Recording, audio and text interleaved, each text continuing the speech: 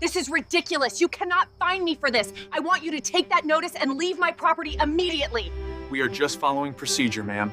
Karen was already on my front sidewalk, jabbing a bright orange notice at my face, when I opened the door in my socks and felt the cold morning air slice right through my t-shirt. The street was quiet, wet from the sprinklers, the damp asphalt smell mixing with the coffee I had just poured. She was shouting before I could even say hi. "Pay or leave, you are in violation, you are a problem for this neighborhood." Her voice bounced off the porches, lights flicked on up and down the block, blinds twitched.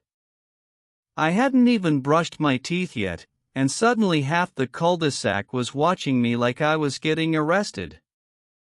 As she waved the paper, I finally read the top, immediate HOA lien warning. According to her, I owed $450 in fines for a cracked walkway, a slightly faded mailbox, and my porch light being the wrong color temperature. I kid you not. She leaned in and hissed that my time was up. And that is when it hit me what this was really about: power, not paint. Later, when I told the story, I said it in one long breath. Karen stormed the sidewalk by my porch screaming pay or leave, had no idea I am their city attorney. But right then, standing in cold air with neighbors peeking, it just felt like straight-up bullying. I tried to start calm. I said, "Look, I never got any warning letters.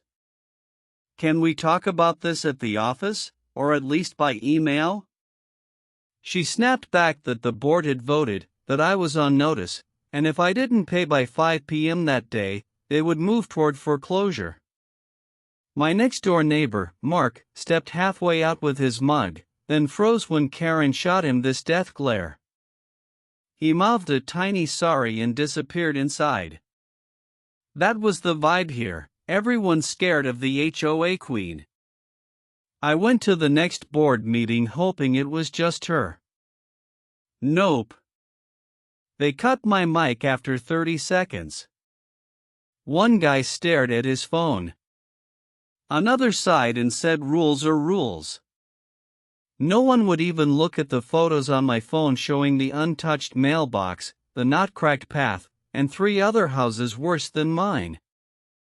Walking back home from that meeting under the yellow parking lot lights, I could feel my hands shaking. Part anger, part hurt. I work all day with people who try to push others around, but I never expected to come home and face it at my own front door. That was my line in the sand.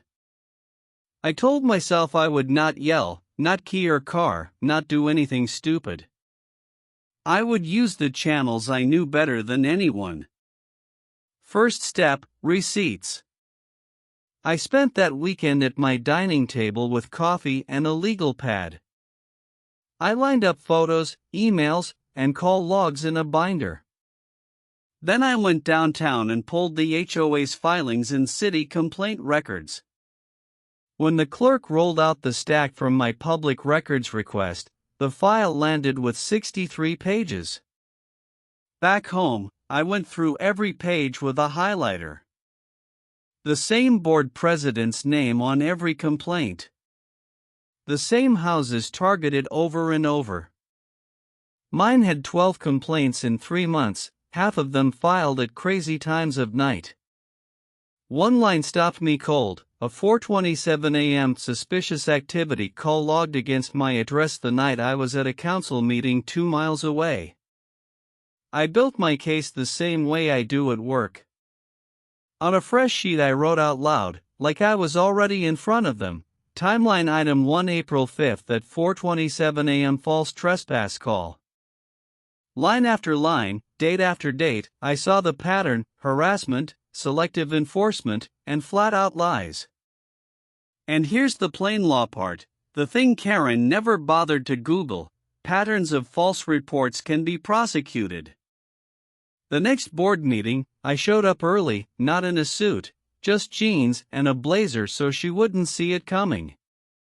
I brought my binder, a neat stack of letters, and a small flash drive. I had already emailed the city code inspector and a patrol sergeant, asking them to attend as interested observers. They sat in the back row, quiet, while neighbors filled in, phones ready, because word had leaked that something big was coming. Karen strutted in late, called the meeting to order, and went straight to my delinquent account as agenda item 2. She announced to the room that I was days away from legal action, that the HOA had done everything right, and that sometimes you had to push people out for the greater good. That was her mistake.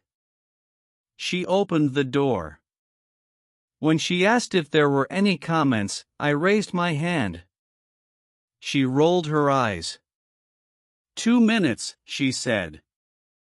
I walked to the front, plugged in the flash drive, and the projector flickered to life with a simple title slide, Enforcement and Complaint Patterns, Willow Glen HOA. Then I did what I do at work. I told a story. A short, clear one. I showed the photo of my cracked walkway zoomed in to a tiny hairline line. I showed 5 other homes with full broken slabs and no violation letters next to them. I clicked to the complaint log page and read the times. Then I stated my name and title, slowly, so it sunk in.